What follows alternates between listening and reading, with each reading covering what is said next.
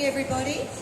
My name is Wendy Dowling and I'm President of Celiac Western Australia, and it's my great pleasure to welcome you to our 9th Gluten-Free and Healthy Living Expo. I'm going to introduce our first speaker of the morning. Celiac Western Australia is the peak body for those diagnosed with celiac disease and requiring a gluten-free diet. And we do invest a great deal of time and energy into our expos. And on that basis, I'm pleased to introduce Karen to you. I'm not going to even pronounce her last name. Because I'm sorry, Karen, I forgot to ask you how to pronounce it again.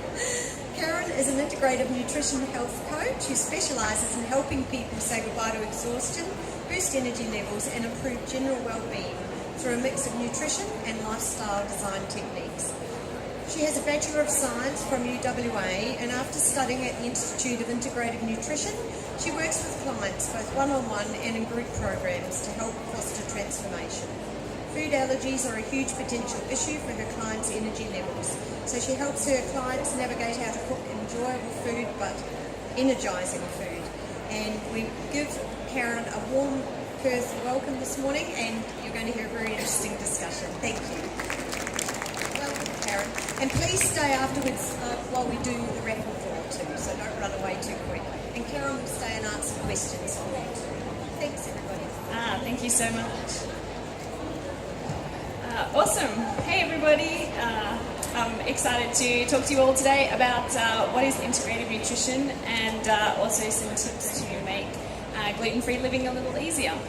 So, my name's Karen, and I'm the founder of RealEnergyFood.com.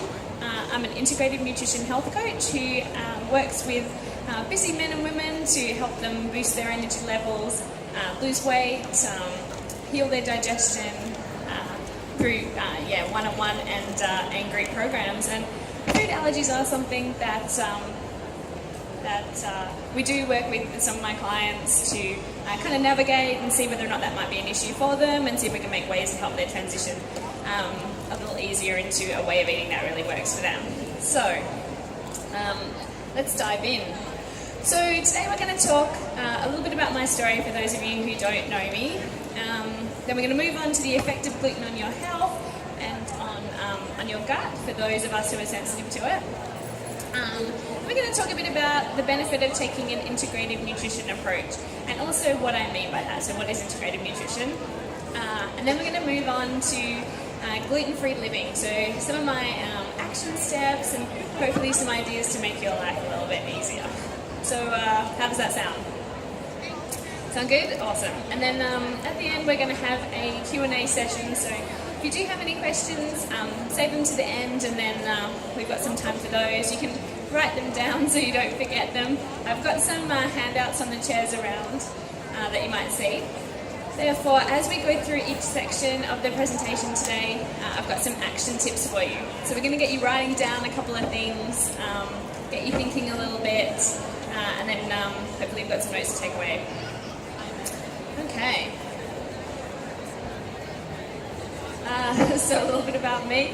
As I said, I'm an integrative nutrition health coach, and although I'm not celiac, as part of eating to have the most energy to do all the things that I love, so all the kind of outdoor activities I've got there, I tend to eat a gluten-free diet anyway, as part of kind of the way that food makes me feel good.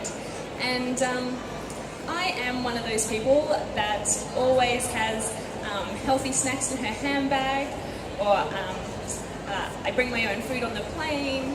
I always am the person who suggests the new organic gluten-free restaurant to my friends and family, no matter how many times they kind of roll their eyes or sigh at me. And they do kind of think I'm a little bit crazy for getting overly excited about my new batch of kombucha that just turned out amazing. So I get it. I order off the menu at restaurants. But I love the way all these things make me feel. You know, I have loads of energy. I don't get the headaches I used to get. You know, I don't have the brain fog. I feel really good, and so you know, I feel really passionately about talking to people to help them feel the same. Now I work with people to kind of see whether or not a food allergy might be something that's affecting them, we're going to go through some symptoms that are kind of common for people that do have some food allergies. And I also work with people, sometimes you might go to see a doctor or another health professional and they tell you to, avoid gluten, or they give you kind of a list of guidelines to meet. But then that can be really difficult to translate into your day-to-day life. So I help people with, so then what do we need to do on the ground? How do we cook? How do we incorporate this into your lifestyle? And everything that I do, I'm looking at helping people make really long-term sustainable changes. So set you up with the tools to be able to implement these healthy habits kind of in the long term. So let's dive in. So I want to take a couple of minutes this morning to talk about gluten and the effect on your health and your gut for people that are sensitive to it. So before we start, who have we got out in the audience here? Who has celiac disease? Is there anyone? Yeah, quite a few. And who's gluten intolerant? Yeah, even more. And what about, is there anybody out here who is unsure whether gluten is affecting them? Yeah.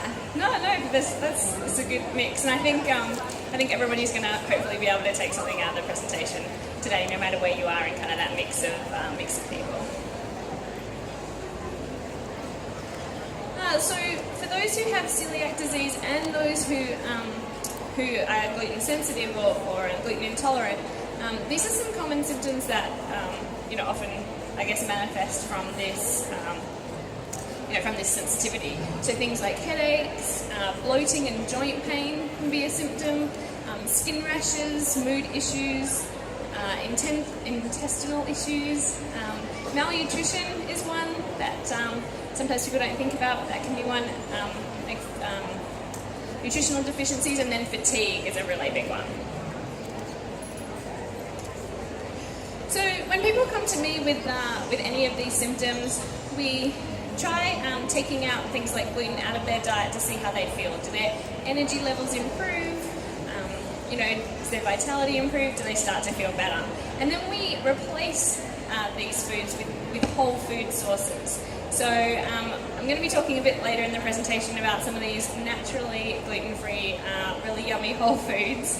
But we always try and replace these with some whole foods rather than refined carbohydrates or sugar or artificial sweeteners, which kind of can impact your hormone levels and your insulin and all these other things. So I always recommend kind of a whole foods based diet. And something that's really interesting with some people when they do take gluten out is that the malabsorption of gluten for those people that are sensitive to it can actually trigger cravings for sugar and these refined carbohydrates. So sometimes then when you take gluten out of the diet for people that are sensitive to it, they find a reduction in these cravings, which obviously really helps you stick to a more healthy diet.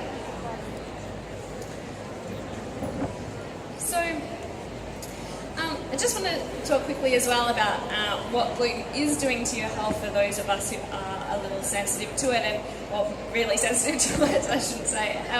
So if you are sensitive, then gluten is potentially causing damage to your gut. And there's some other talks today that are talking even more about kind of the damage that gluten can do to your gut, especially if you do have celiac disease. But I just wanted to talk about some basics to kind of set the scene. So gluten is a protein composite found in several types of grains, wheat, spelt, rye and barley are some of the common ones. And it actually consists of two proteins, so gliadin and glutenin. And it's actually the gliadin part that most people react negatively to.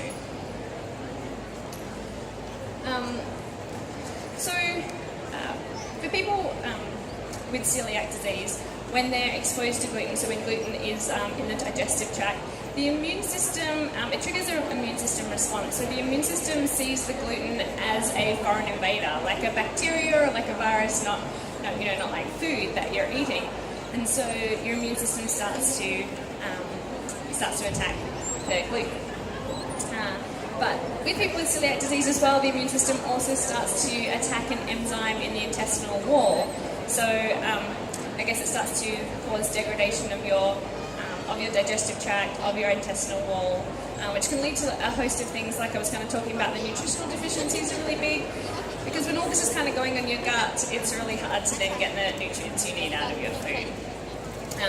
So a lot of people with celiac don't actually have any abdominal pains at all or any kind of abdominal symptoms, and that's why sometimes it can be really hard to diagnose, because sometimes it is the things like anemia or fatigue or some of these other kind of symptoms that are actually the ones that are manifesting for different people.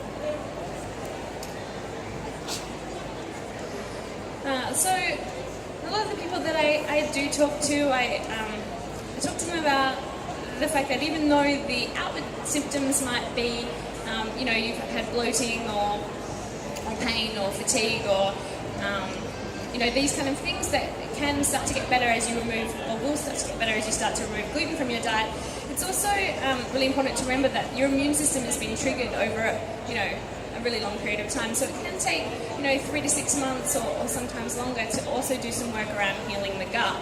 And so it's important to not just remove the gluten from your diet, but also kind of do this work around healing your gut too.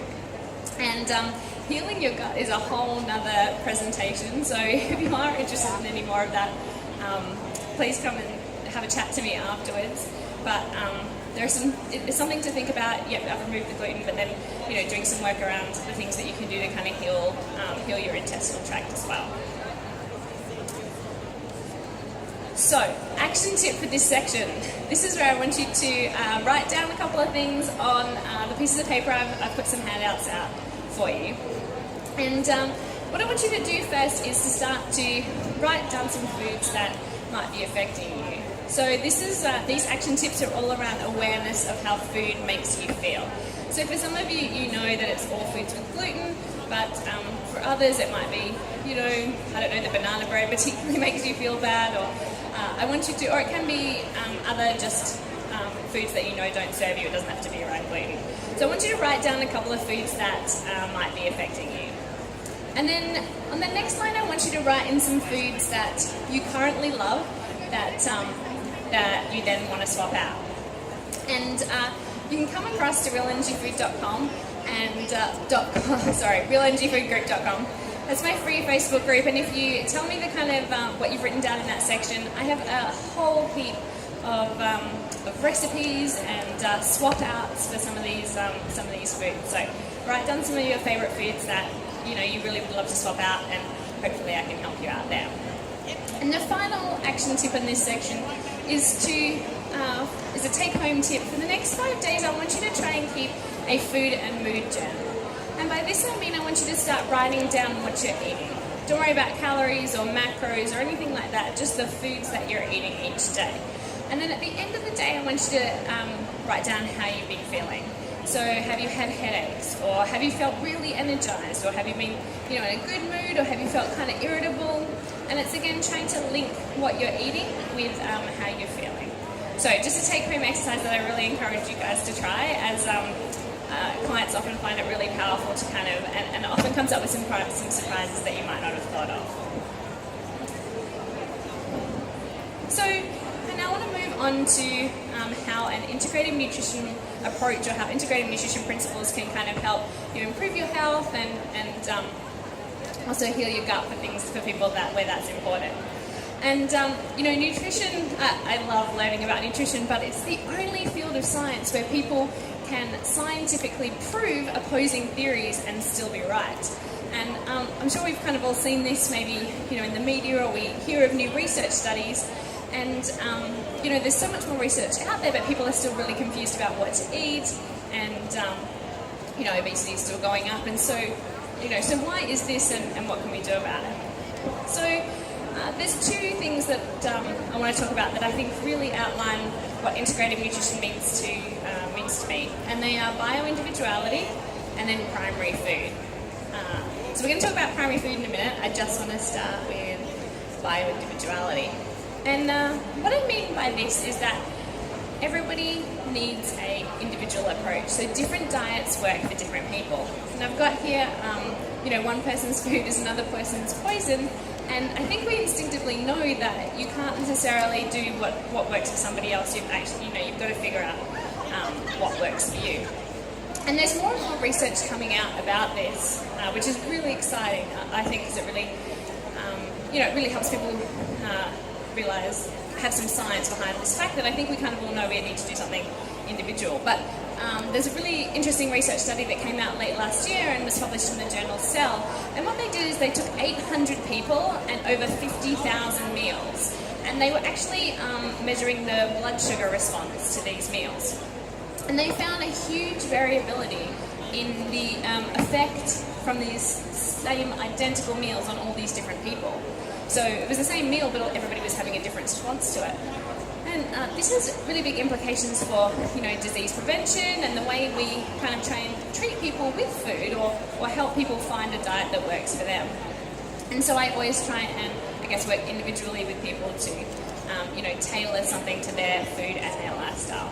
And I'm sure we all kind of have, maybe we've experienced an example of this. Has anybody, got a friend and they've got this, they're thriving on a vegan diet or maybe on a paleo diet or some kind of diet, and you're like, oh, that's worked so well for them, I'm going to give it a go. But for you, it just leads to maybe, some uncomfortable bloating and gaining 5 pounds.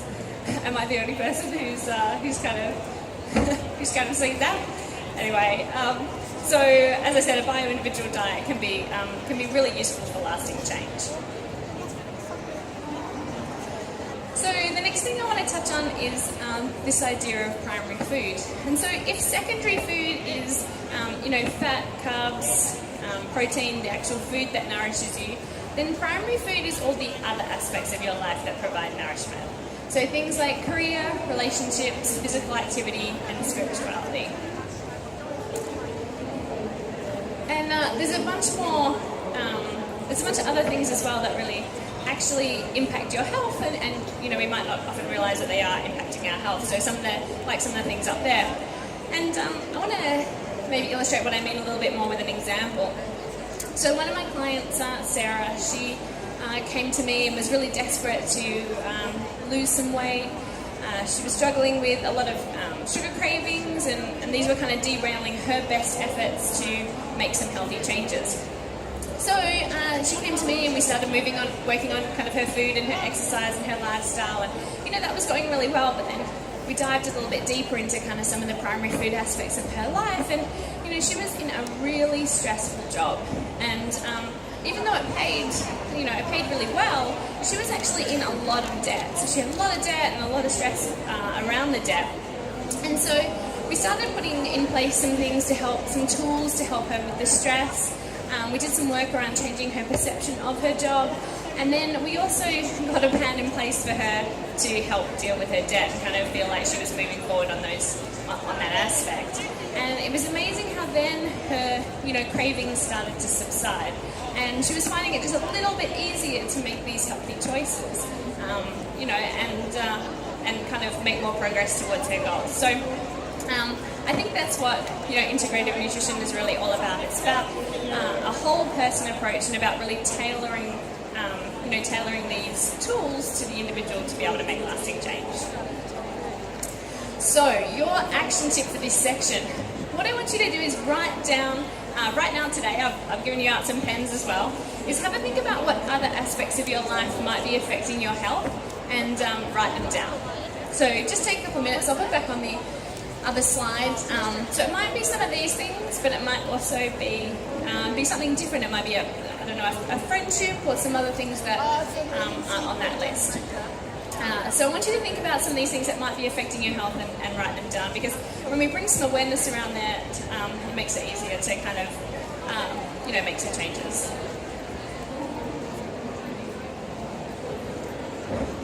Okay, now I want to move on to talking a little bit about gluten-free living. So I know for a lot of people when they're maybe first diagnosed with celiac or they kind of want to transition into a gluten-free diet, it can be really confusing. You can kind of maybe think, what can I still eat? And so I want to go through, some really healthy gluten-free products, some great whole foods you can try, and then some of my favourite gluten-free snacks, which are really great for boosting energy levels. I've also put together a 5-day gluten-free meal plan for you. So I've got 5 days of all the recipes, I've got shopping lists, everything you need to get started cooking gluten-free food at home. So if you do want a copy of that, you can go across to realenergyfood.com/gluten-free. Or I've got some sign-up sheets up the front here, so at the end, if you want to come up and put your email address in, I can send you next week that meal plan. before I dive into the food, I just want to talk again just really quickly about mindset, because when you're making long-term sustainable changes, doing some little mindset tricks can really help to make this a little bit easier for you. So I've got here, see if you can have a think about, when you're feeling a little deprived on the things you can't have, see if you can switch it up. So instead of I can't have the pasta, try to switch that to I want to try brown rice pasta. Or instead of I can't have the Chinese food, maybe switch it up to think about I want to start eating sushi instead. Or you can do this even if it's not around gluten. So instead of thinking I can't have the ice cream, think about the fact that you want a really a bowl of blueberries, because they're going to make you feel really great. And I know at first, you may be thinking, no, Karen, I just really want the ice cream. And when I try and say this to myself, my mind's going to be like, no, I want the ice cream. But if you can just try and keep practicing this, it's amazing how much it does change over time. So the first time it might be more difficult, but it's something to keep in mind, to just keep changing your mindset and to think about that you want the other alternative. Because then you don't have to keep using willpower to make these healthy changes. It actually will slowly change that you just want these other alternatives. And then that makes it so much easier for you to maintain these long term. Because we want to be able to make changes that go on autopilot, that become habits longer term. If you have to keep using your willpower, that kind of gets tiring. So something to try. So eating out gluten-free. Who's had trouble eating out at restaurants, trying to find things to eat gluten-free? Yeah, for sure. And I feel like it's getting a little bit better. There seem to be some new restaurants coming out that you can try. I went to breakfast the other day at the Little Bird restaurant in Highgate. I don't know that anybody's tried that, but my friend had a buckwheat and coconut pancake that was gluten-free and looked amazing. So there are kind of some more options coming out there, but that would be my first tip, is if you can choose the restaurant that you go to, if you can take your family and friends to a restaurant that has some really healthy gluten-free options, then it makes it really easy for you. You don't have to order something off the menu. There's lots of options for you to choose. So see if you can convince, Google the gluten-free restaurants in Perth, because there are more and more out there, and see if you can take the group to a restaurant that's got really great choices for you. You can call ahead to have a chat to the people there and see what the options are for you. But also don't be afraid to ask your waiter and waitress. And I know this can be kind of hard, but I was recently in Chiang Mai, Thailand, and there was this breakfast spot that I really loved to go, and I was able to get a gluten-free wrap by asking the waitress. They actually had gluten-free wraps, which I thought was amazing because I didn't expect that in Chiang Mai. So don't be afraid to ask. Sometimes there are options that you might not be aware of. Avoid fried foods and sauces and stews and pies and some soups are things that often have gluten hiding in them, as well as desserts can be something to watch out for. And be careful of contamination at buffets. That they can often use serving spoons for different dishes, and so it can be hard to kind of make sure that you're not getting any contamination. And eating out at friends and families' houses, that can be almost easier or harder depending on your family and friends, I've found. So, always bring your own snacks with you so you're not caught out. You could bring a meal to the dinner party, have a chat to your host beforehand, so that you can showcase how delicious gluten-free food can actually be. And also watch out for serving utensils. And stick to real foods where possible. So, as I said before, there are lots of real, naturally gluten-free foods that that you can substitute into your diet. So, fruit and veggies, plant-based proteins, organic meat and fish, dairy if it's tolerated. But there are actually a whole bunch of naturally gluten-free whole grains as well. So things like brown and wild rice. Quinoa is really great. Who here cooks with quinoa or enjoys cooking with quinoa? Yeah, awesome. Quite a few of you. The thing I actually love most about quinoa is that it takes 10 minutes to cook. It's so fast. I feel like it's faster to cook than any of the other whole grains. So quinoa is really great. Millet, amaranth, buckwheat. As I said, there was those really yummy coconut and buckwheat pancakes, and then nut flours, bean flours, coconut flours. You can use herbs and spices to really, flavour up your foods. And also, just because it's gluten-free doesn't mean that it's healthy. So wherever you can, kind of substitute in these, these whole food gluten-free sources, because a lot of the time we kind of see maybe a package, and when it says gluten-free on there, we think, oh, that must be really healthy for us. And often some of these products, do have a lot of sugar, or they've kind of had to add in different things to remove the gluten. So just always check your ingredients list.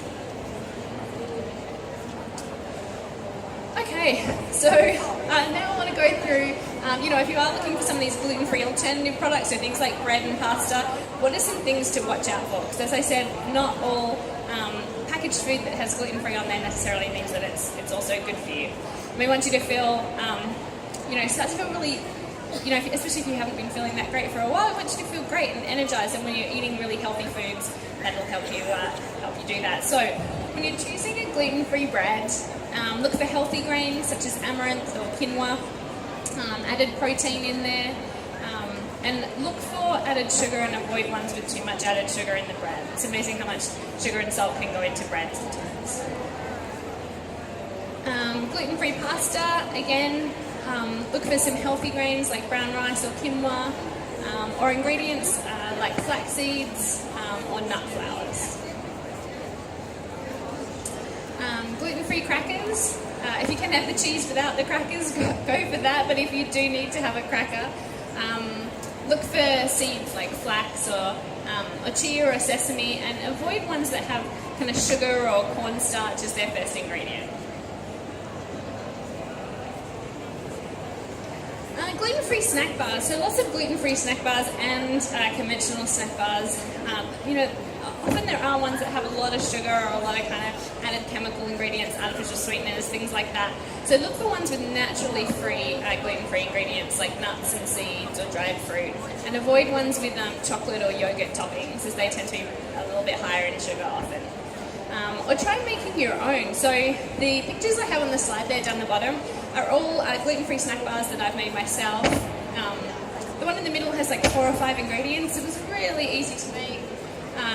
One on the left has homemade chocolate on it, and they're really easy to make. They freeze really well. Kids love them. You know they're gluten-free. You can take them with you, and you know you're having something healthy that'll really boost your energy levels while being a snack that's gluten-free that you can take around.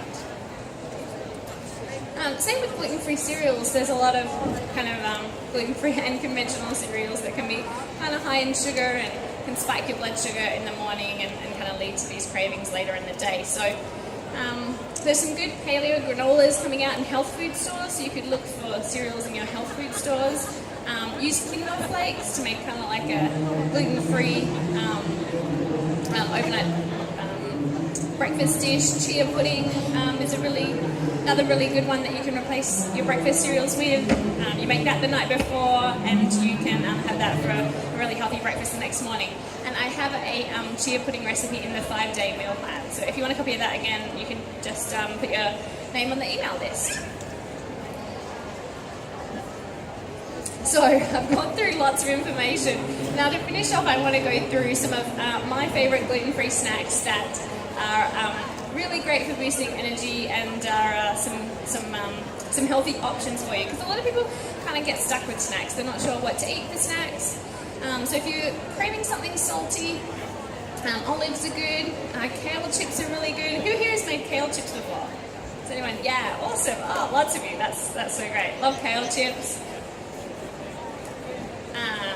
Creamy ideas, so smoothies are really great. If you have a smoothie for breakfast, you could save a little bit of your smoothie for a snack in the afternoon, make a little bit more, and then have that as an afternoon snack as well. Chia pudding again.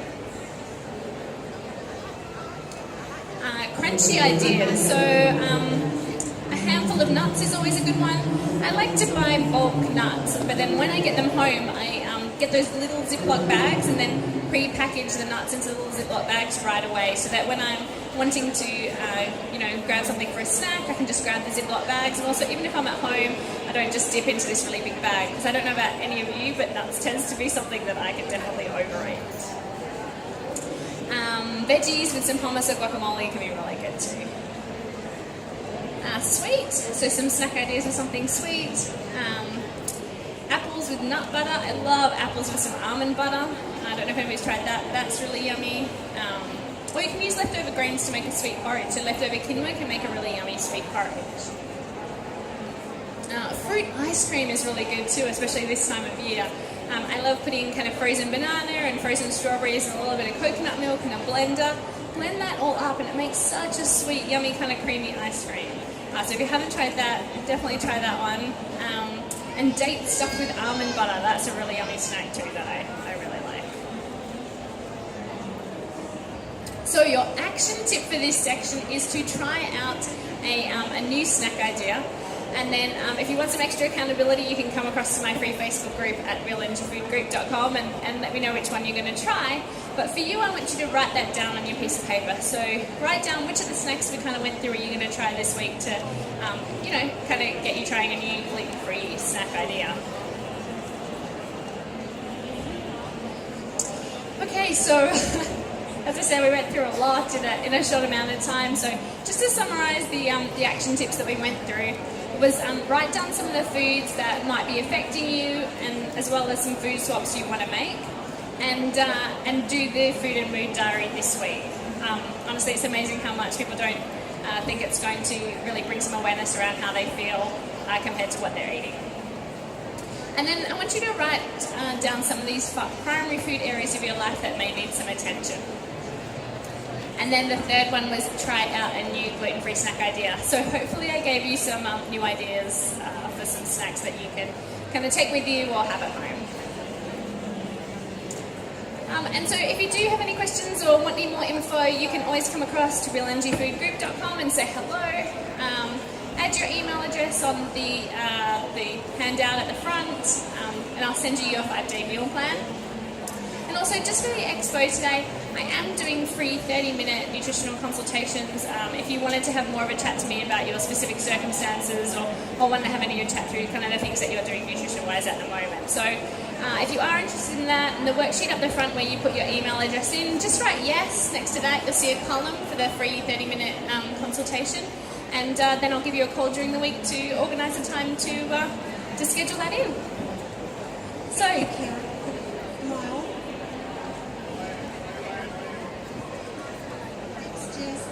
I've got the hand. Thank you. A big thank you to Karen and a small gift from CNWA board. Any questions? Then don't go away. We're going to draw the raffle. So should we draw the raffle first and then we'll take some questions. Thank you.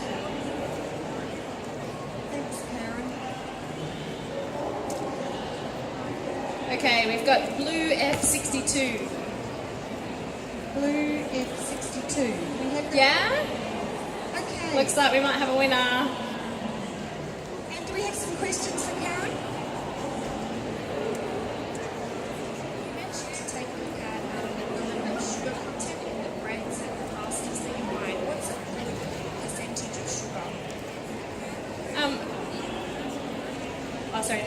So the question was, when you're looking at breads and pastas, I said to check the sugar content and what is like a average level or what's a good level. I actually like to choose ones without any added sugar. So some of the breads over there for strained grains don't have any added sugar. Yeah, so they're a really awesome choice. So I would just, really see if you can look for ones without any added sugar, because there are some options out there. Any other questions for Karen?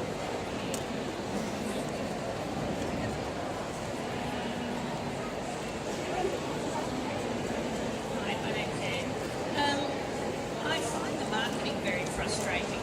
Now, this came in our Coles bag. It says, well and good, gluten and nut-free, GMO-free, no artificial colours or flavours. On the back, there's a whopping 84.2 grams of carbohydrate, 38 or something of sugar. Now, to me, that's far from healthy, irrespective of all.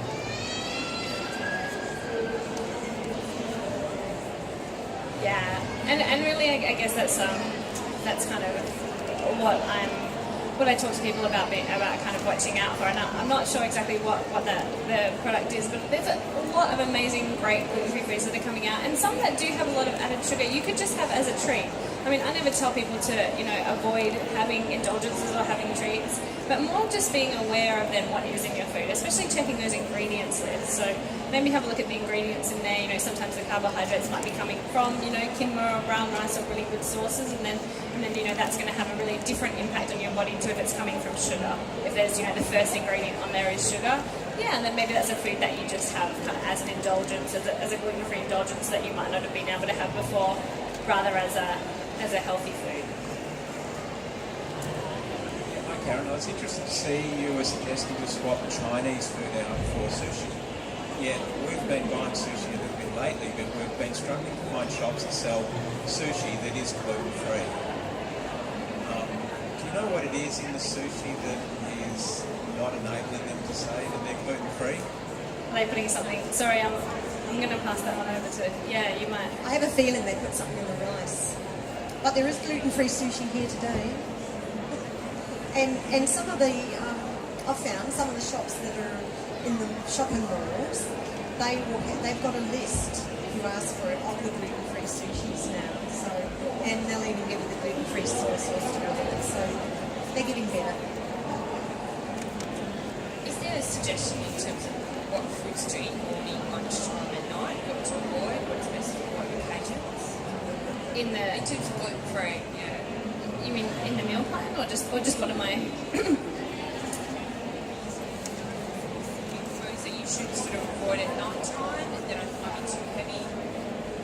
Look, to be honest, everybody's different. I know that's kind of like never the answer that somebody wants. So I kind of work with people to try different things. I mean, having some source of protein at each meal can be really great, especially in the morning, keeping you going. You want to try and maybe avoid in the morning to have something that's really just kind of sugar and carbohydrates that can kind of cause this kind of blood sugar rise and blood sugar drop. So I do try to get people to kind of add more protein in the morning. But in the other meals, it kind of does. It can just depend on each person. All right, Karen will stay around if you want to come and talk to her one-on-one. So thank you everyone and enjoy the rest of the show. Thank you.